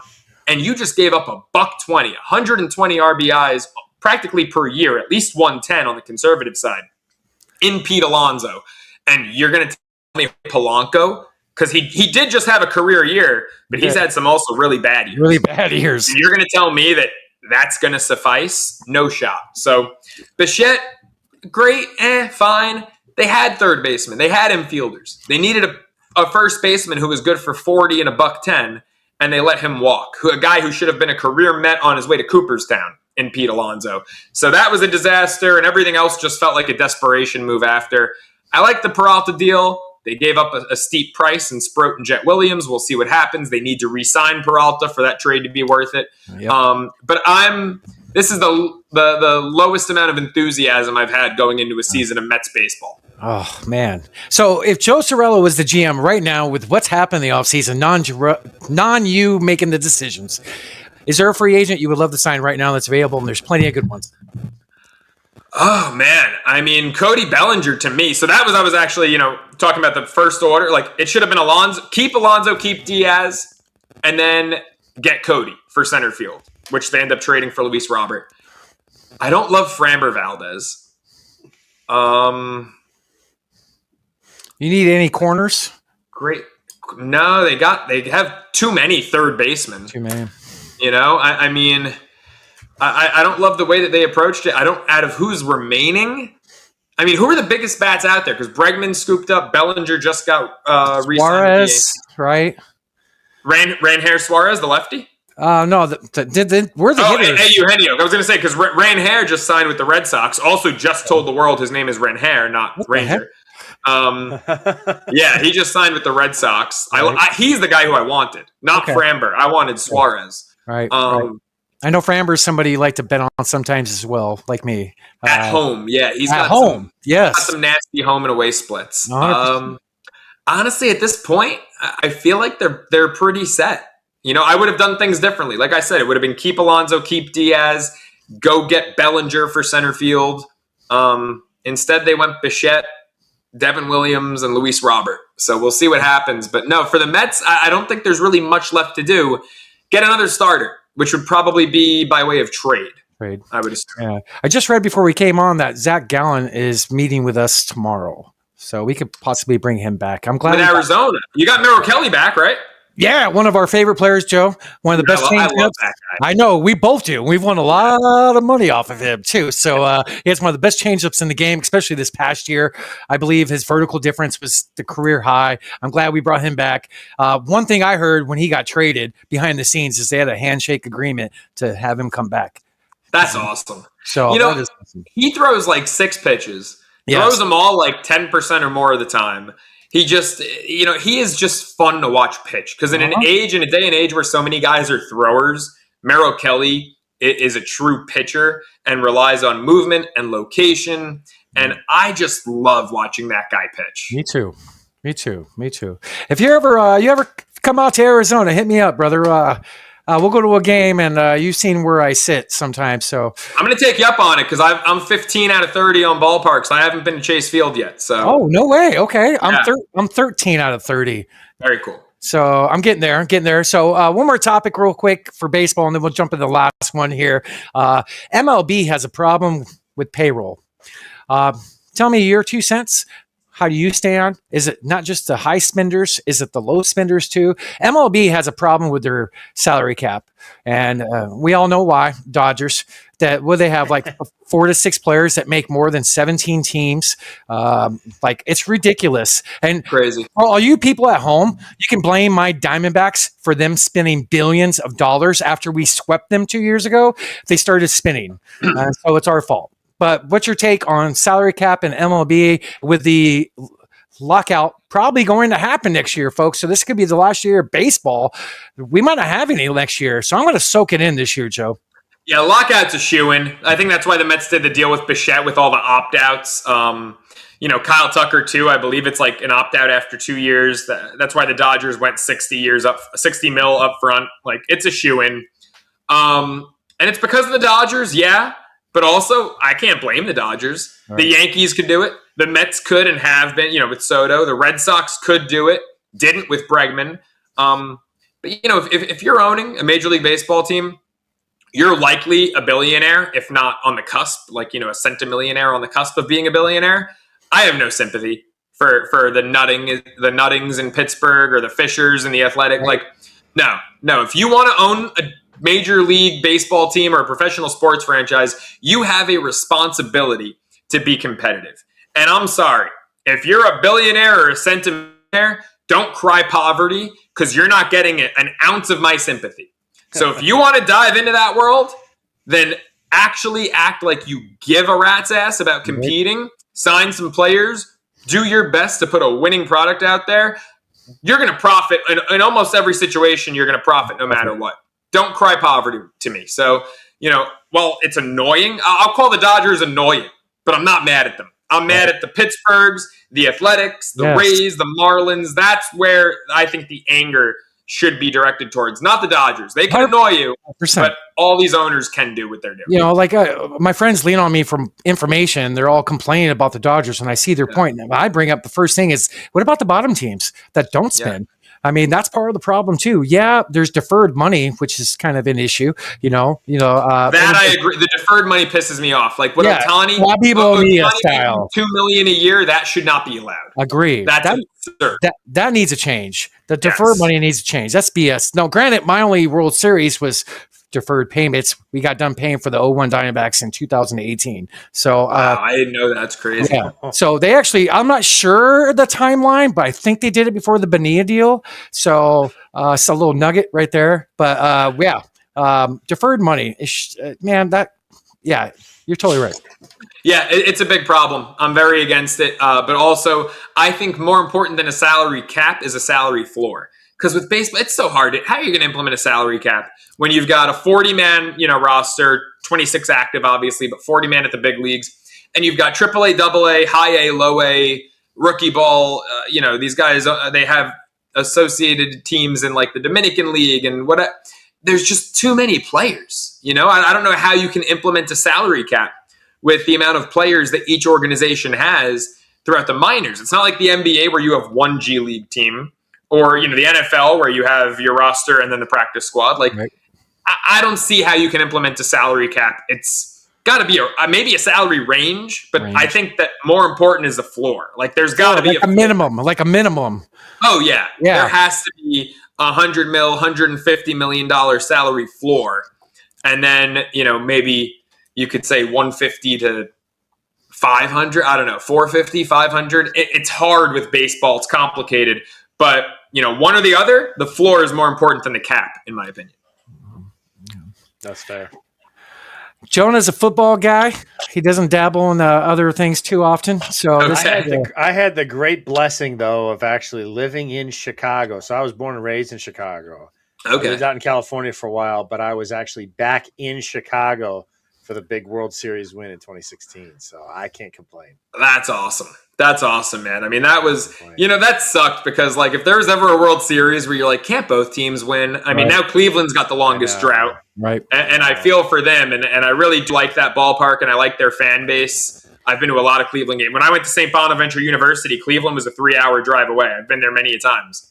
But yeah, that was a tough one for them, a great one for you guys. Right. Well, since you guys are talking about your dad, so my dad and I, my dad obviously, like, he's been a Cubs fan his entire life, and obviously he had never seen before that. He was still living out in California, and I remember I was with some buddies at a bar about a half mile away down the road because everything was just packed for the last game there. Yeah. And as soon as that game ended, and everybody knew it was done deal, all the bars emptied. And everybody just like was running down the street towards the stadium. And by the time we got there, it was just a sea of people. But every single bar and restaurant emptied out for miles.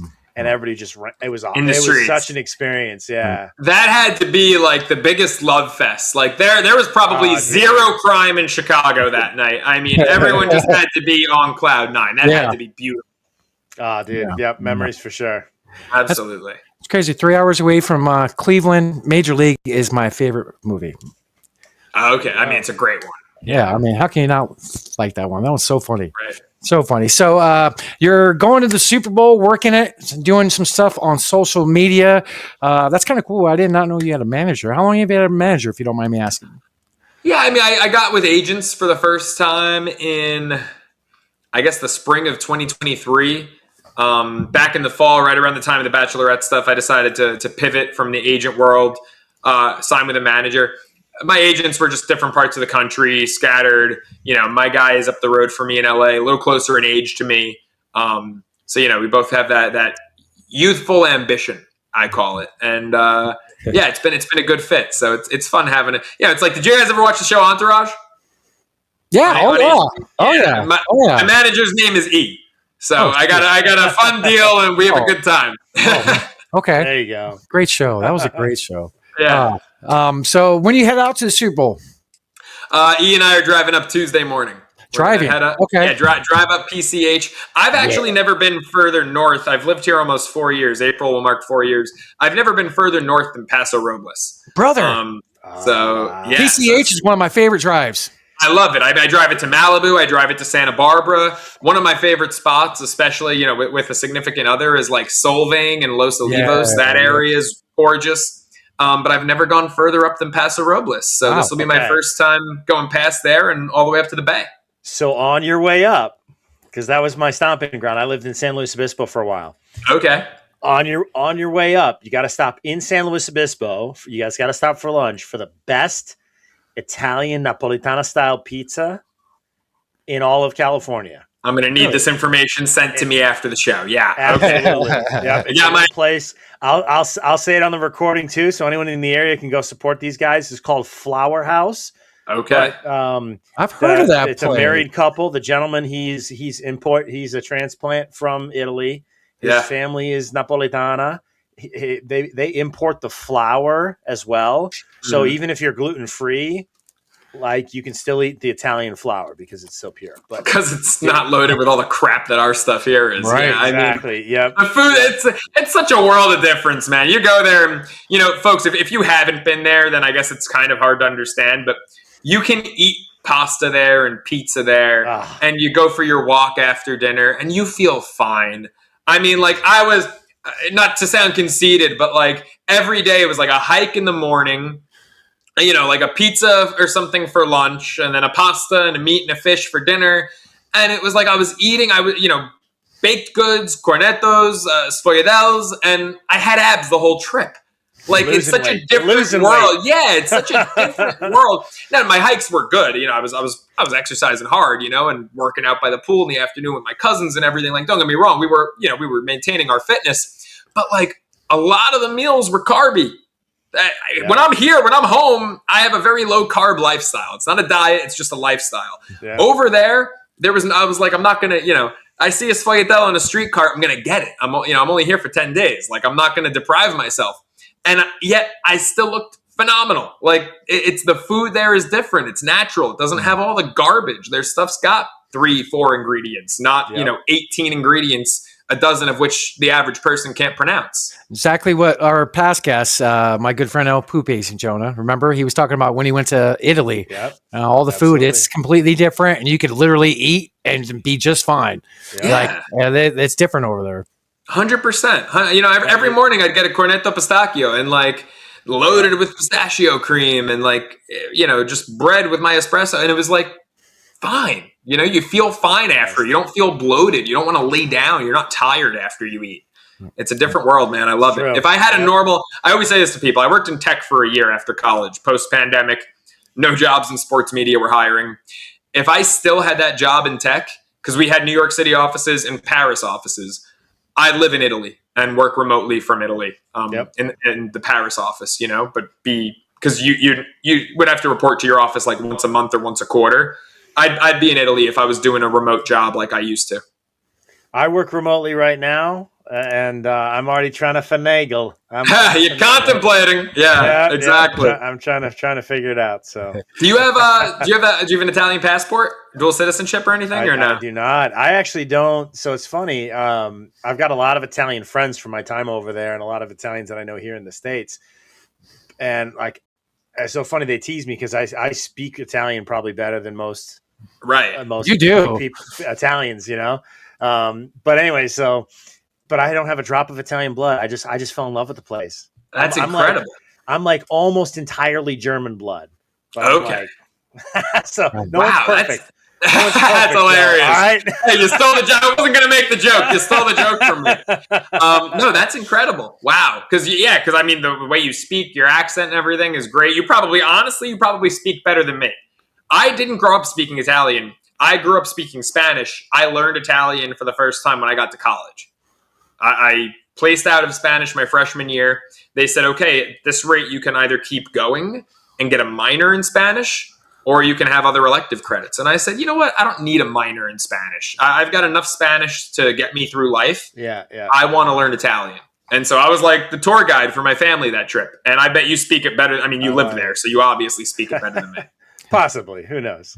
But can you get by in Sicily? That's the question. Because it's not a dialect. It's a different freaking language. No, in fact, and actually what's funny is for the first year or so there, because I picked it up pretty quick, but I sat with the two guys I was studying with, because I went over to university there. The two guys I was studying with were both Siciliano da Sicilia. They were autentico. No, they were just great. Ciccio and Franco, no? Like they were just great. And I had the Sicilian accent for a while there. Now people ask me, what part of Rome did you grow up in? But, okay, that's funny. Yeah. I mean, that's, speaking of Sicilian culture, like I said, I am part Sicilian. My dad is a little more Sicilian than me. My mom, it's a Napoletana, diluted it a little bit. But that's my favorite in The Godfather when he's describing Apollonia. Yeah. And, he's telling the guy, gli occhi, la bocca, più greco d'italiana. Like, that's my favorite. My father greco d'italiana line all the time. Because I love it. I mean, such a blend in Sicily. I mean, you're dealing with African blood, Greek blood, Middle Eastern blood. Like, it is such a blend. It's probably at times look more Greek or more Middle Eastern than, traditional Italian. I'm buon accento, però hai pronunciato bene. So we got Super Bowl 60 at Levi Stadium, February 8th. It is Monday as of this recording. We'll release this Saturday. 27-31, Seahawks got by the Rams yesterday and in the Mile High City, 10-7, Snow Bowl.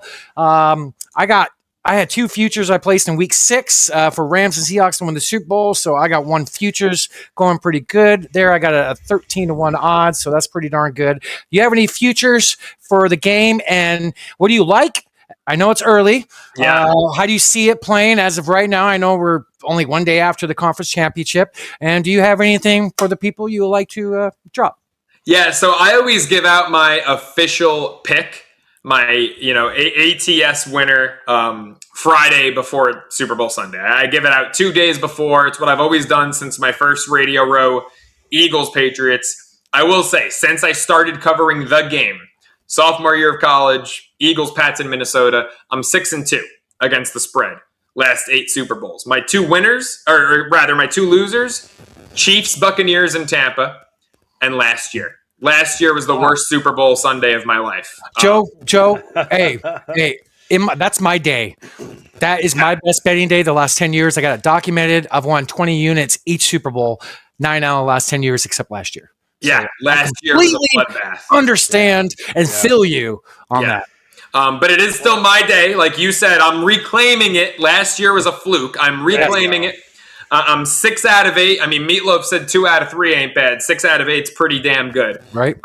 So I'm going to get back in that win column when it comes to my ATS pick. That'll be out Friday the 6th. I will tell you right now, when I hosted Cashing Out Sunday night of Week 18 as the Steelers-Ravens game was going on, I was fortunate. Dustin was out that day. I was back in my old chair. I got the first look at the bracket, and my pick was Seahawks over the Houston Texans. So I do have Seattle. I've had them the whole time winning the Super Bowl. As far as what I'm going to do with the 4.5 points, or should that number move, that is TBD. But I do have the Seattle Seahawks winning Super Bowl 60. And this is something you guys are getting before anyone else. My first prop bet of the Super Bowl. Kenneth Walker at BetMGM over 20.5 receiving yards. Minus 110. That is the best number and the best price. Over 20.5 at minus 110 BetMGM. Kenneth Walker receiving yards. Ooh, show me the money, Joe. Thank you so much, brother. Thank you. Yeah. He's gone over at their last 4, I call them playoff-like games. Yes, for receiving. He's gone over it each game this postseason, Niners and Rams. Went over it Week 18 against the Niners, and I consider that a playoff-like game because it was winner gets the 1 seed, right? There were high stakes. Week before, he didn't at Carolina. The Thursday night game the week before that against the Rams, he went over it. He actually went over it all 3 games against the Rams and both of their most recent games against the Niners. So in a high-stakes game, Kenneth Walker has been utilized more in their passing game Doesn't get more high stakes than this. Give me over 20.5. Yeah, and he's playing for big money too. He's a free agent to be. He's going to get paid. He's having a great freaking postseason, and about time that he got the rock a lot. I mean, if you play fantasy football, the split with Charbonnet kind of made people mad this year. But other than that, Walker's got a lot of talent. He's balling out. I definitely like that bet. So thank you so much, Joe. Guys, thank you for having me. I appreciate it, fellas. It's been a blast. Yeah, one more thing. You're a partner with ProfitX, correct? Yes. Yeah, we're still working through because they're no longer in California if we're going to continue it fully in 2026. But as of now, I still am.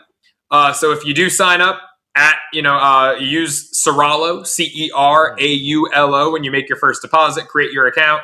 I'm still a partner with them. I hope to continue it. I genuinely love the product. It's the reason the partnership was born in the first place. I reached out to them because I was a user of the product. I loved it. I believed in it. Some states, California and New York, unfortunately, the two states where I have the most followers, have pulled out. But we are working to get that back up and running. Awesome. Hopefully Arizona in the future, because man, I want to use that book. Yeah, it's a great product. I mean, this is like, I'm not even being a salesman. The reason I wanted to work with them in the first place was because I was like, whoa, after 3 weeks of using it, I was in love with the product. By the way, my one spreadsheet play of the day, Arizona at BYU. Arizona's up 16, 10 minutes to go. Got the Wildcats there. So Best team in the country. they're freaking good, man. They are. They might be the best U of A team I might have ever seen. And I faded them. They played UConn. I believe it was in Boston. I took UConn, lost, and have not decided to fade them since. They were a juggernaut. Funny how that works. Yeah. Remember that 97 team? I got kicked out of a bracket tournament out of a few websites because I called almost every game. U of A winning, first team to beat 3-1 seeds. But yeah, what I go 61-6 on my picks on that bracket. But that was a long time ago. That was like 4 decades ago, for goodness sakes. So I'm an old man. 97. I was not yet born. God, I would hate to tell you my Cardinals age. But Jonah, any final thoughts for Joe? I appreciate you, man. You got a great energy. It's been a great conversation, and you got to just love the Italians, man. Absolutely. I did not. Two types of people. Either Italian want to come on the cast, man. Forget about it. Get over here. You guys are great. Thank you for having me, fellas. Appreciate it. So it's appreciate you, man. Yeah. Been an absolute honor, Joe. Thank you. This means a lot, and I hope you enjoyed, because I would love to have you possibly maybe for baseball. Maybe. March Madness, baseball, you name it, I'm there. Yeah, let's go. Don't forget to follow Joe Ceraulo on his Twitter. Follow his bets, his spreadsheet. Give him a follow, folks. He's one of the best sports bettors in the industry, and he's such a good dude, as you can tell. Great sense of humor. Dude, just means the world. Thank you so much, Joe. Thank you, guys. Really appreciate it. And before we stop, hold on. Don't get out yet. I would like to ask you a couple things off camera, and pay attention. We're going back to the show, everybody, for our picks of the week. Show me the money!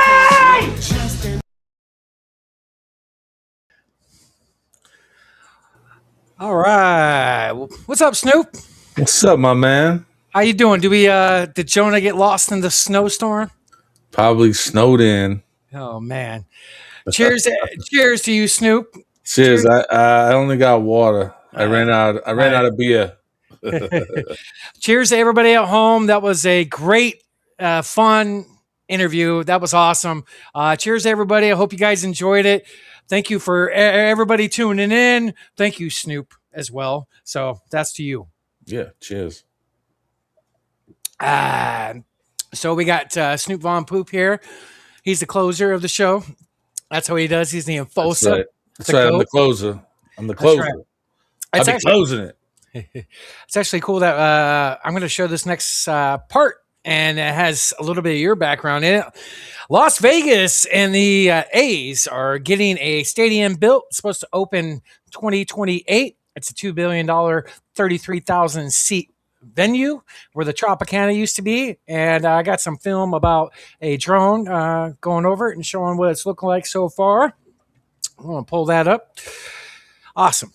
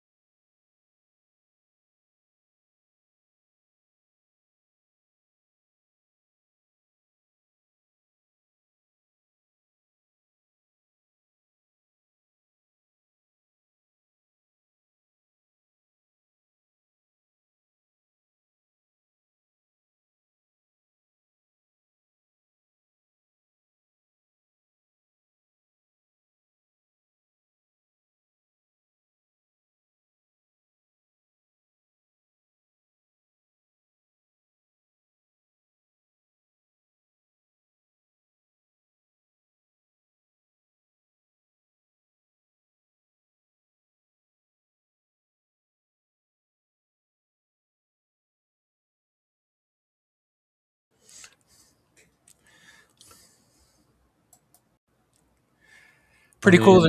Pretty cool. They're getting a ballpark, brother. I suppose, I mean, I don't really care about it. I would have rather them had an expansion team, rather than just, something else, All right. rather than just, I don't like it when teams move like that, All right. you know? I know. That's pretty crazy how like Vegas is, got what, 3 of the big 4, possibly to be NBA is, the rumors the last few years, coming there. They got the venues for it. Years ago, there was no sports there. That's pretty crazy. The location where the Tropicana was, I see they didn't tear down Oil, aka Hooters, but it's in a pretty good location because you got the Ranger Stadium right on the other side of Mandalay Bay. I know that's some of your stomping grounds. Didn't you work right around there? Never really had any work right there. I mean, I was all over the Strip when I was young, my late teens, early 20s, but Awesome. Let's put up the next image. I think it's just something I put up for the A Stadium. I think it's things I said about when it's opening, how many seats it's going to be. Yeah. The new Las Vegas A Stadium is scheduled to open in 2028. Yep, $2 billion, 33,000 seat domed ballpark. Currently under construction. Features. There are some features on here. It has a massive glass outfield wall. That's going to be interesting. But yeah, get to see the. Maybe we can make a road trip and go see the Diamondbacks up there sometime. But you're right. I would rather have it be an expansion that feels more wholesome. Just like you said. But yeah, it would feel more organic, Same thing with the Raiders even being there. It's cool, but I don't know. Right. I think It's like, that's why I love the Golden Knights so much. That's what really got me into hockey. Expansion team, correct? Yeah. Yeah. Do you know the owner of the Knights? Do you know his no? Not off the top of my head, no. On the top of your head. Yeah, the A's are still playing in Sacramento, which is crazy. They're playing at like a minor league ballpark, but yeah, that owner does not spend, and it's going to be interesting to see when they do go there if he's going to start spending. Their young nucleus is actually really good, and I'm in the baseball, so exciting times getting our team out west here. But yeah, just wanted to bring that up, show a little baseball. We got baseball starting soon with pitchers and catchers reporting. What do we got next for the people, Snoop? Looks like you had some DraftKings video. Is that? Yeah. DraftKings puts out videos throughout the week of some massive parlay hits, and they actually interview the people that have them. So let's show this one for the people. You got it. Here we go. He spread 250 across 4 parlays, and it paid 116,400 during the NFC Championship game. Damn. We are here with Kyle. He had 4 parlays from the NFC Championship game, $250 total across all of those, turned it into $116,400. This is unprecedented stuff, Kyle. How did you do it? All right, so a little bit on what I did, my research.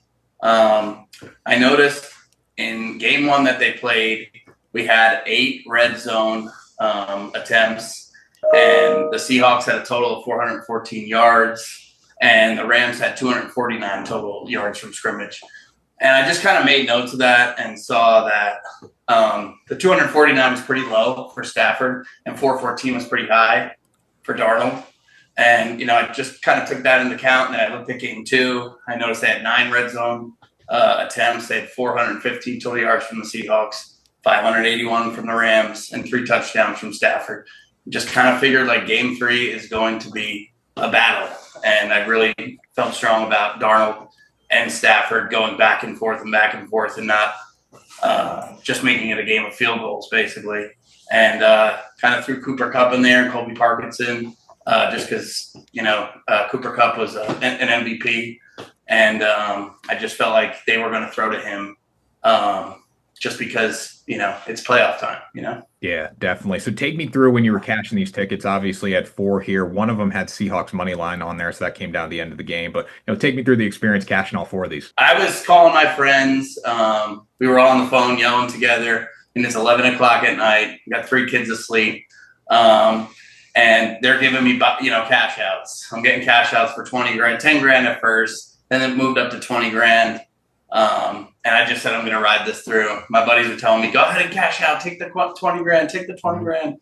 I'm like, no, man. I mean, I usually ride them out. I've had some cash outs before that I regrettably say I didn't take and they didn't work out. But this time I was like, you know what? I'm just going to keep on my game and not cash out.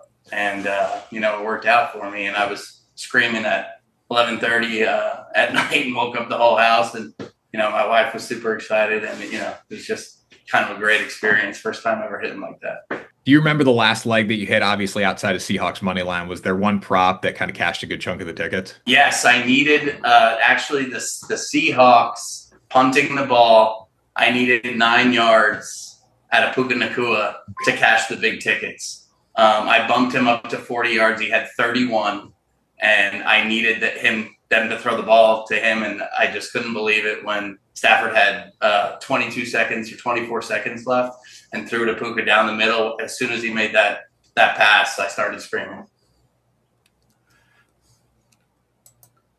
Wow. That's a lot of loot. Hold on, that's life-changing. Yeah, I mean, suppose, but he'll probably gamble it all. You know what I'm saying? I'm not trying to be a jerk. If I won that, I would probably retire, to be honest with you, at gambling sports. That's like the almanac shit. Colin, that's amazing. Off 2 games. Oh man. So I know you say parlays are for suckers, but it's a rare case that you could be life-changing money if you call it right. Mm-hmm. Yeah. Don't get me started on the parlays. Snoop, what time of the show is it? It's time for me to play the clip from my episode. Ha ha! What's up? All right. I love it. Give a little plug. So, Snoop, tell them about your show. Tell them where they can find you and what you got coming up. Brother, I had an amazing guest this week. Have you ever heard of a band called White Zombie? Never heard of them. They're new. I had the drummer White Zombie on my podcast this week. And, really exciting. Here's the thing. It comes out Tuesdays, 6 p.m. Eastern. If you subscribe on phoneboothpodcast.substack.com, you get it tomorrow if you subscribe for $5. Or get this, Heywood. If you go to X, you could subscribe to me for just $1 a month. And watch it? And you get it tomorrow. Otherwise, it'll be out Tuesday. Tuesday? I know what I'm doing tomorrow. But dude, that's a banger. Yeah, check this out. This is crazy that I have it on. Here we go. Boom. I'm from Brooklyn, man. So well, that's why I wanted to get into like your origins, man. You're from Brooklyn. Born and raised, Brooklyn, New York. Yeah. Tell me about young Ivan, dude. Like, how'd you grow up? Poor, middle class, rich? I was middle class, lower middle class, I would say. The neighborhood I grew up in was Park Slope, which actually turned into a really expensive neighborhood, but it started off kind of, really rough. It was really rough. I was just always looking out for my life, always watching my back, getting jumped left and right. I was outnumbered all the time with all the gangs around there, and going to school was like I was terrified. Terrified every day, 3:00. White boy Ivan's going to get his ass kicked. So, I'd have to figure out ways of sneaking out of the school, and then I got into playing drums, man. I ended up doing a summer program for employment. I did a summer youth employment. It was the summer youth employment program in New York, and they put me in a camp with all black kids. So I was. They were like, "We got a white boy telling us what to do. Look at this." And it's called the rhythm section, dude. Hey! I love the culture because it's all about movement, dance. They like I growing up in New York, I learned so much about music and culture. And like you walk one block, you're in Italy. It's like, ooh, the music, the food. And then another block, you're in Jamaica or China, and it's and you're really there because everyone is like speaking the language and the storefronts, everything's in Chinese or whatever culture it is, or and the food, the smell, and the music they'll be playing from speakers. People on the street always dancing and this the liveliness. I miss that, about New York. Well, Wow, Snoop. You're up to great things, brother. That's awesome. How was he to hang out and talk to? I know you've known him for about 20 plus years because, right, you guys used to hang back in the day because your roommate was in his band, I believe, right? Yeah. Well, he was in my roommate's band called Creep, and we talk about it in the episode a little bit. And yeah, I would see him in the studio, and then I had some shows, and but it's different when you get to sit down and get to know someone. Like even though like I hung out with him a lot, we never really got to know each other too well. So it's cool to just kind of get to know one another. So, Awesome. yeah, it was exciting, man. So follow Snoop Von Poop. Go subscribe for $1, and you can watch it tomorrow. Make you holla. Yes, got a banger of an episode. And last week's episode, Snoop, was arguably my favorite one you've done. It's pretty good. Clive Christopher was amazing. This is like I love talking to people like that. They just, it's impressive their knowledge, and it'll blow your mind. The work he puts out so many films. How's he find the time to do this? My gosh, what he put out 6 in December? He said. I don't know. I know he's put out 22. I forget what number. I think he said 22 in 2 years, but we were trying to think of a total. I think he said 30 something. I can't remember exactly. And for all you people at home that don't know who Clive Christopher is, he's slowly becoming on the Mount Rushmore of the UFO people in the industry, especially the last few years with all his work. He's working hand in hand with George Knapp. He's got stuff on Netflix. He's got stuff on Amazon Prime. It's amazing. I got a video here from Joe Holka. Do you want to play that? But what time is it? Let's try it again. Show me the money! All right. It's that time of the show where I put out some bets. Now, we got no football tomorrow, but I do got some pre-reads for next week. Most of my betting for the big game is going to come throughout the week, so it's mostly wait and see. But if you've been riding Heywood's bets, NBA's been treating you very well. And I'm trying to put together a touchdown parlay because I've done very well with them in the past. And one of the guys I look up to in the industry is Joe Holka. And his video that we're going to show is exactly the players I'm thinking about parlaying for a touchdown parlay. So if we could show it, that'd be awesome. Shout out to Joe Holka. Got a lot of love for him. Go follow him. He's a great freaking follow. Great bets. And you'll see right here.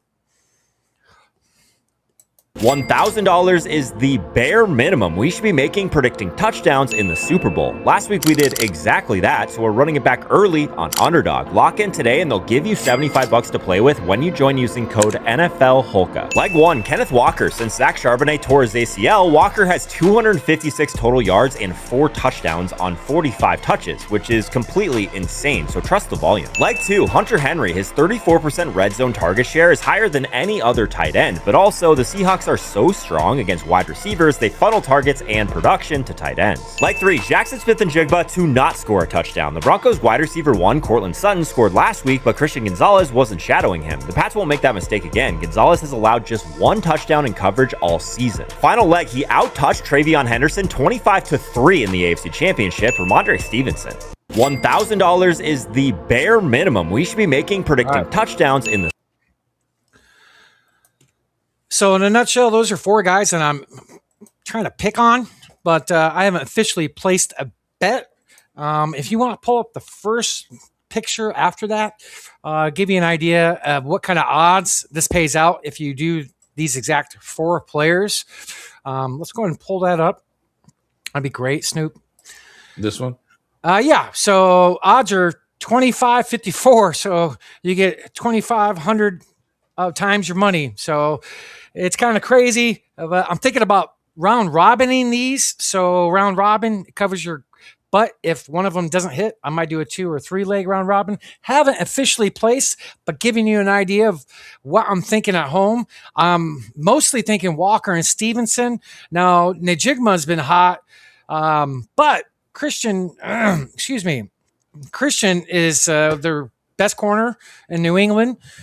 He's only given out 1 touchdown in coverage all year, so I'm a little hesitant on it. But word out of Boston radio this week is that Christian is going to be covering the second receiver, and they're going to double JSN with bracket coverage with Jones and Davis.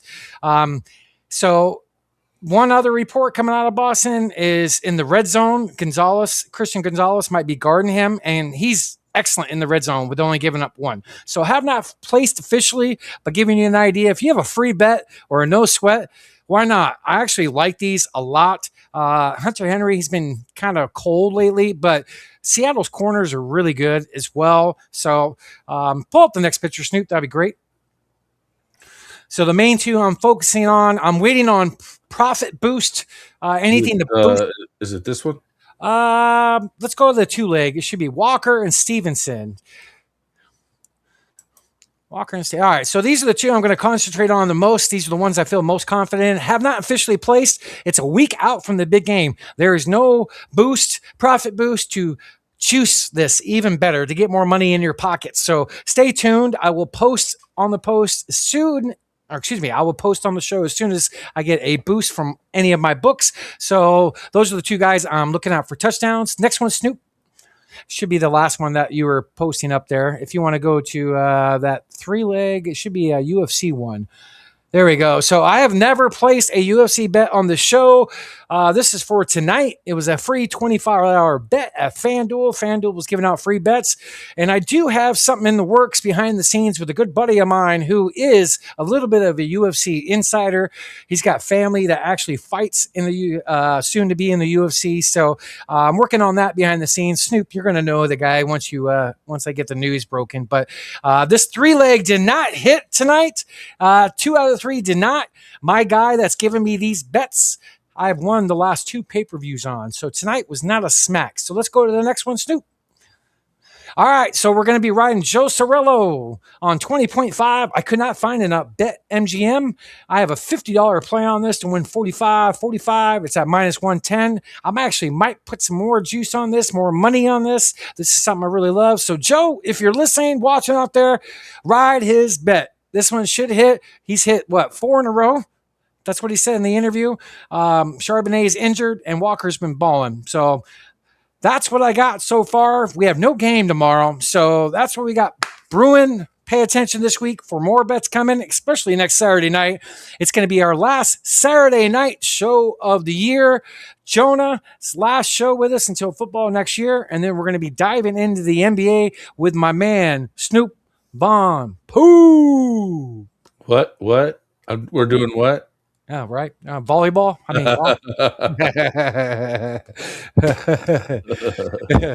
So hey, yeah, that too. That's a good one. You want to talk any NBA? You got. That's all I have lined up for the show. But not really. I don't got nothing prepared, ready to go. So, hopefully, this next week, find out where Giannis is at. So let's be nice, Miami.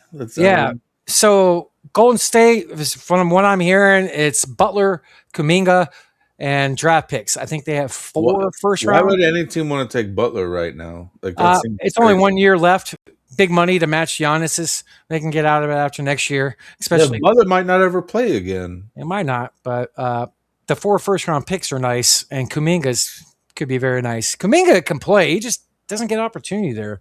He can definitely play. Miami has probably better younger assets, not the draft capital. With like rumors of Hero, Rare, I'm okay Juarez. with pretty much anything but Ware. I want to keep Ware. I don't care if you trade Hero and a few other pieces, or even if you had to trade Bam, I wouldn't be too opposed to it. Okay, question for you. Keep Rare, include Bam, maybe Juarez and some picks. Would you like that route? Yeah, I mean, but I don't think Bam is. I don't think they're going to trade Bam. How much time do you think he has left? I think it's going to be Hero and some other pieces. I just hope Ware's not a part of the mix. Either, man. He's such a stud. You know I love him. It's crazy to see a stat line. Gets 20, 25 minutes a game. The guy should be playing a lot more.